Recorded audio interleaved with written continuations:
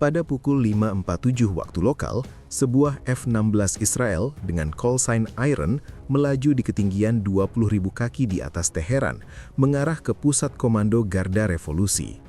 Di belakangnya, lebih dari 90 pesawat lain, F-35 Adir, F-16 Barak, dan F-15 Ra'am ikut memasuki wilayah udara kota, siap melancarkan serangan besar. Pod penargetan pilot menampilkan citra inframerah yang jelas dari bangunan sasaran di bawah. Semua terlihat sempurna untuk sebuah misi serangan presisi. Namun tiba-tiba, penerima peringatan radar di kokpit berbunyi keras. Sistem mendeteksi penguncian radar phased array dari jarak 8 km dengan pelacakan kendali tembakan terjadi kurang dari 3 detik. Pilot hanya punya waktu sekejap untuk bereaksi. Ia langsung membelok tajam ke kanan sambil melepaskan flare, gerakan refleks yang tertanam dalam latihan. Sayangnya, melawan rudal berpemandu radar seperti Thor M1, flare nyaris tak berguna. Yang menyelamatkannya justru manuver ekstrim itu sendiri. G-force sebesar 7G mengubah sudut pesawat begitu cepat hingga sistem pemandu rudal gagal menyesuaikan. Rudal itu meleset, nyaris saja mengenainya. Iron Lead selamat, tapi posisinya kini kacau. Arah melenceng, ketinggian berubah, dan 8 bom JDAM masih tergantung. Targetnya hilang di balik asap. Untuk saat ini, bertahan hidup sudah cukup. Masalahnya, sistem pertahanan itu seharusnya sudah dihancurkan. Citra satelit 2 hari sebelumnya mengkonfirmasi kehancurannya, sehingga dihapus dari daftar target. Yang tidak terlihat dari satelit adalah bahwa kru baru telah datang ke lokasi reruntuhan, menempatkan sistem di dalam kawah bekas serangan, lalu menunggu. Iran memanfaatkan laporan kerusakan pertempuran seperti ulasan restoran. Jika sudah hancur, tidak akan diserang lagi. Strategi cerdas itu berhasil selama 90 detik. Di atas distrik Narmak, sebuah F-35 Adir mendeteksi emisi radar melalui sistem peperangan elektroniknya. Dalam waktu 30 detik, ia menjatuhkan senjata ke Direktorat Intelijen IRGC, sebuah pusat komando penting. Sistem ASQ-239 milik Adir yang bekerja secara pasif seperti kelelawar mendengar gema, segera mengidentifikasi dan menonaktifkan baterai rudal. Total waktu dari deteksi hingga hening 90 detik. Namun dalam waktu singkat itu, kru Thor M1 telah melakukan sesuatu yang lebih berbahaya. Mereka mengirimkan data arah, ketinggian, dan vektor pendekatan seluruh formasi Israel melalui jaringan komunikasi IRGC yang memanfaatkan jaringan seluler sipil, yang belum dinonaktifkan oleh koalisi demi menjaga stabilitas sipil. Kru tersebut sudah menghilang, tetapi informasi mereka kini tersebar luas. Sekitar 12 km ke barat, radar lain di distrik Satarkan mulai aktif. Target di sana adalah markas keuangan IRGC, sumber pendanaan berbagai operasi regional. Sebuah pesawat menyerang dengan presisi tinggi, menjatuhkan bom tepat ke bangunan tersebut, menghancurkan pusat pendanaan itu. Di sisi timur kota, pesawat F-15 Ra'am menjatuhkan bom di fasilitas Parchin dengan timing yang presisi, menyesuaikan dengan serangan rudal Tomahawk yang masuk. Sementara itu, di Tenggara Teheran, sistem pertahanan Bafar 373 mulai beroperasi. Radar Mirage 4-nya aktif dalam interval singkat 2 detik, cukup untuk membangun gambaran situasi tanpa terlalu lama memancarkan sinyal. Kini, dengan data dari kru Thor sebelumnya, operator Bafar memiliki informasi lengkap. Radar diarahkan ke azimut target, lalu beralih ke mode pelacakan penuh. Sistem ini, yang sering dibandingkan dengan S-300, menggunakan rudal Sayad 4 dengan jangkauan sekitar 200 km. Pesawat F-35 yang siluman relatif aman, tapi F-16 dan F-15 dengan muatan eksternal besar menjadi sasaran mudah. Pilot Adir yang sebelumnya menghancurkan Thor, kini mendeteksi Bafar aktif. Dalam waktu 2 menit, ia kembali mendapat target baru. Ia berbelok dan menyerang. 20 detik kemudian, radar Bafar mati. 2 sistem SAM hancur dalam 3 menit. Namun ironisnya, belum ada target darat utama yang benar-benar dihancurkan. Direktorat Intelijen IRGC masih berdiri dan tetap beroperasi. Sementara itu, pesawat Barak mulai turun ke ketinggian lebih rendah, memasuki lapisan asap tebal akibat pertempuran beberapa hari terakhir. Di ketinggian 18.000 kaki, sensor VILR mulai kehilangan kejelasan. Turun ke 15.000 kaki, semakin buruk. Di 12.000 kaki, hampir tidak bisa digunakan. Sebagian besar persenjataan mereka adalah bom pintar Spice yang mengandalkan pencocokan citra. Sistem ini bekerja seperti pengenalan wajah, membandingkan gambar target dengan kondisi nyata. Namun dalam kabut asap tebal, sensor hanya melihat bayangan buram. Sistem gagal. Alternatifnya adalah panduan GPS, tapi dengan deviasi sekitar 10 meter, risiko kesalahan terlalu besar, terutama karena target berada di area padat penduduk. Kesalahan kecil bisa berarti menghantam bangunan sipil. Satu-satunya solusi adalah drone Hermes 900 yang terbang di bawah lapisan asap, memberikan citra inframerah real-time ke seluruh formasi. Tanpa drone ini, seluruh operasi akan kehilangan kemampuan melihat target secara akurat. Pilot ADIR yang kembali ke area operasi melihat Yak-130 Iran itu melalui sensor elektrooptik. Pesawat musuh itu hanya beberapa detik lagi dari menembakkan rudalnya ke Hermes. Tanpa ragu, ia langsung menukik ke bawah untuk mencegahnya. Namun pada celah yang ia tinggalkan di atas NIR, celah yang terbuka akibat dua serangan SAM, sesuatu muncul dan langsung mengubah seluruh perhitungan misi. Sebuah pintu garasi terbuka, dan dari dalamnya keluar ancaman tak terduga. Hermes yang pertama menangkapnya. Kendaraan berat di jalan sempit, peluncur vertikal sudah berdiri, dan 4 personel bekerja cepat dengan gerakan tenang seperti kru yang telah berlatih berkali-kali. Itu adalah Gadir 110, rudal balistik jarak jauh Iran dengan jangkauan yang mampu mencapai wilayah manapun di Israel. Jika persiapan sudah dilakukan di dalam garasi dan citra inframerah mengindikasikan hal itu, rudal ini bisa diluncurkan dalam waktu kurang dari 30 menit, mengarah ke kota-kota besar seperti Tel Aviv atau Haifa. Situasi ini tidak seharusnya terjadi, dan dalam sekejap, prioritas misi berubah total. Di pusat operasi udara gabungan, perindah langsung diperbaharui. Granat Lead dialihkan ke pesawat barak terdekat dengan persenjataan siap, sementara target sebelumnya ditunda. Ancaman rudal balistik kini menjadi prioritas utama.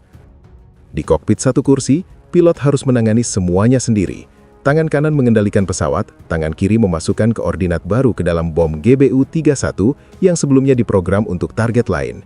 Memprogram ulang JADAM sambil menukik melalui asap, memantau sistem peringatan radar, dan mendengarkan komunikasi puluhan jet sekaligus adalah tugas yang sangat kompleks. Seperti mencoba mengganti tujuan GPS di tengah badai saat melaju di jalan tol, hanya saja taruhannya jauh lebih besar.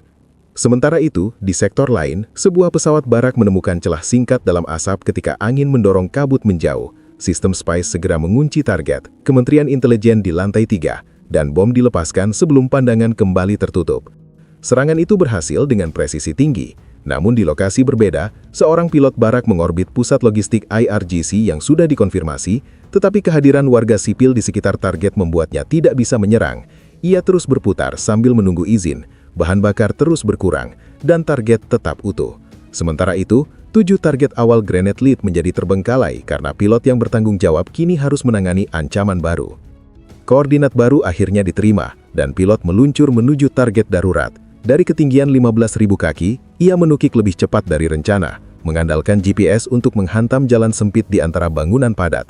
Di sana, rudal Gadir 110 berdiri seperti ancaman besar di tengah kota. Bom 2000 pon dilepaskan, sistem pemandu aktif, dan beberapa detik kemudian terjadi ledakan besar. Tahap bahan bakar rudal pecah dan terbakar, menciptakan bola api yang membuat kamera inframerah Hermes buta sesaat. Ketika gambar kembali, hanya tersisa puing terbakar. Ancaman rudal telah dihancurkan. Namun harga yang dibayar tinggi, 1 bom habis, bahan bakar terkuras, dan margin misi semakin tipis. Di atas, pesawat F-15 Raam membantu dengan radar canggih yang mampu menembus asap, mengirimkan data target melalui jaringan Link 16 ke pesawat lain.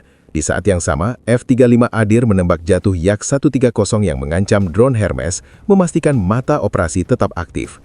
Dalam hitungan menit, beberapa ancaman besar berhasil dieliminasi, tetapi target darat utama masih belum sepenuhnya terselesaikan. Saat Iron Lead kembali menukik untuk percobaan kedua, ancaman baru muncul dari atap gedung. Seorang operator dengan rudal bahu Misak-3 mengunci targetnya. Tanpa peringatan radar, satu-satunya tanda bahaya adalah nyala roket saat diluncurkan, memberi pilot waktu reaksi yang nyaris seketika dalam situasi yang semakin mematikan. Pesawat-pesawat dalam operasi ini membawa sistem tersebut seperti satpam membawa radio, selalu ada, selalu aktif. 3 detik setelah JADAM dilepaskan dan motor roketnya menyala, sensor UV pada sistem peringatan mendeteksi kilatan ultraviolet dari peluncuran. Sistem itu memberi pilot peringatan sepersekian detik bahwa ada ancaman yang mengarah padanya. Asap terdeteksi, posisi jam 5 rendah. Iron Lead langsung berbelok ke kanan, flare dilepaskan, dan ia menarik tuas kendali dengan keras hingga pandangannya mulai mengabur di tepi. Jendela pelepasan hilang. Rudal yang datang bukan lagi pemburu panas sederhana seperti generasi lama. Pencari inframerah modern membentuk citra termal dan mengenali bentuk pesawat, bukan sekedar mengejar sumber panas terbesar. Rudal itu meluncur hampir vertikal dari atap, kemudian berbelok tajam menuju Iron Lead dengan kecepatan supersonik. Namun perubahan sudut ekstrim dari manuver pesawat membuat sistem pelacaknya kehilangan solusi tembak. Rudal itu meledak mengenai flare sekitar 50 meter di belakang, cukup dekat untuk terasa seperti hentakan keras di badan pesawat. Iron Lead telah menghabiskan 6 menit untuk 2 upaya yang gagal. Dengan bahan bakar yang tersisa, ia hanya punya 1 kesempatan lagi sebelum mencapai batas bingo, titik di mana misi harus dihentikan apapun hasilnya. Percobaan ketiga dimulai, lokasi sama, kota yang sama, tetapi pendekatan berbeda. Kali ini ia tahu posisi peluncur, sensor elektrooptik telah menandainya sebagai titik panas di atap. Ia menggeser jalur 30 derajat ke timur, namun sebuah bangunan 4 lantai menghalangi garis pandang. Ia menukik cepat, lebih agresif dari standar aman, menahan sudut yang bahkan dokter penerbangannya mengernyit. Sistem menghitung hanya 4 detik paparan, waktu dari target masuk bidang pandang hingga bom dilepaskan. 4 detik bagi operator rudal untuk membidik dan menembak. Tidak cukup. 2 JADAM dilepaskan berurutan dalam 3 detik. Tarikan keras, flare dilepas saat mendaki, dan tidak ada peluncuran balasan. Bom menghantam atap, pusat komando runtuh, dan di sebelahnya markas penindakan hancur oleh ledakan lanjutan yang melempar puing ke jalan. Di selatan kota pada waktu yang sama, situasinya berbeda. Pesawat barak menjatuhkan senjata ke 7 titik sasaran melalui asap tebal yang membuat sensor hanya melihat kabut panas. Distrik ini berada di bawah arah angin dari kebakaran depot bahan bakar yang telah berlangsung berhari-hari.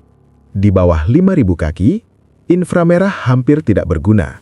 Semua serangan bergantung pada GPS dan data koordinat yang dibagikan melalui jaringan.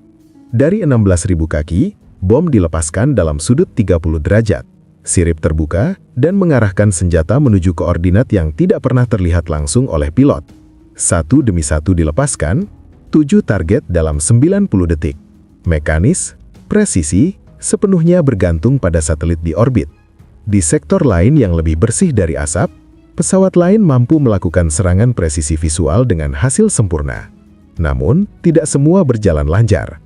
Dalam satu serangan, rudal lain diluncurkan dari bawah lapisan asap. Sensor memperingatkan, flare dilepas, dan rudal itu menembus kabut namun kehilangan kunci target. Mencari mesin jet di tengah latar panas kota, seperti mencoba mendengar bisikan di tengah keramaian. Akhirnya, rudal kehilangan target dan menghancurkan diri. Meski selamat, serangan gagal, 1 bom masih tergantung. Pilot berputar, mencoba lagi, tetapi setiap manuver menghabiskan bahan bakar yang tak tergantikan. Pada lintasan kedua, pelepasan berhasil. Ia kemudian berbelok ke barat dengan bahan bakar tersisa sekitar 4.200 pon. Cukup untuk sekitar 11 menit sebelum harus mempertimbangkan pendaratan darurat. Formasi mulai memanjang saat seluruh paket berbalik ke barat, meninggalkan kota yang masih tertutup asap tebal di belakang mereka. Radio yang sebelumnya penuh dengan panggilan target, ancaman, dan peringatan, kini berubah menjadi laporan singkat, status bahan bakar, kerusakan, dan konfirmasi pelepasan senjata. Tidak ada sorakan kemenangan, hanya nada datar profesional. Di layar setiap pilot, simbol-simbol target yang tadinya merah kini satu persatu menghilang atau berubah status, tetapi beberapa masih menyala, mengingatkan bahwa tidak semua sasaran berhasil dihancurkan.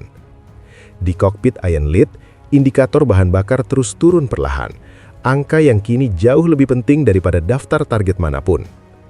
Di belakang mereka, kota itu tetap hidup dalam kekacauan, api yang masih menyala, sirene yang terus berbunyi, dan jaringan komunikasi yang sibuk dengan laporan kerusakan. Sistem pertahanan yang tersisa kemungkinan masih aktif, tetapi jendela untuk menyerang sudah tertutup.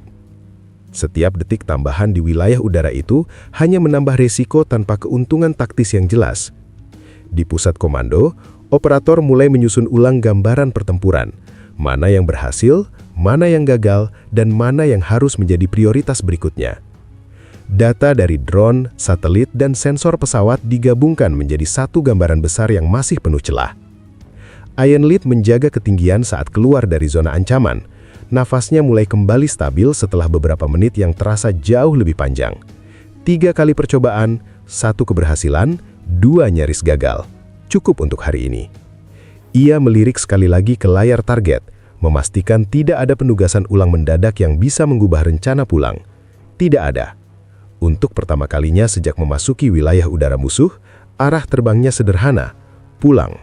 Namun bahkan saat formasi menjauh, perang tidak benar-benar berhenti. Radar di kejauhan masih bisa menyala kapan saja, jet pencegat bisa saja lepas landas, dan rudal jarak jauh tetap menjadi ancaman hingga mereka benar-benar keluar dari jangkauan. Setiap pilot tetap waspada, mata bergantian antara instrumen dan langit kosong di depan. Keheningan relatif ini bukan tanda aman, hanya jeda di antara kemungkinan bahaya. Beberapa menit kemudian, garis pantai mulai terlihat di Cakrawala Barat, tanda bahwa mereka hampir keluar dari wilayah paling berbahaya. Satu persatu pesawat mulai naik ke ketinggian jelajah, konsumsi bahan bakar distabilkan, dan formasi kembali rapi. Misi pagi itu akan dianalisis berjam-jam setelah mereka mendarat. Setiap keputusan, setiap detik reaksi, setiap target yang terlewat. Tetapi untuk saat ini, yang terpenting hanya satu hal. Semua yang masih di udara bisa kembali pulang.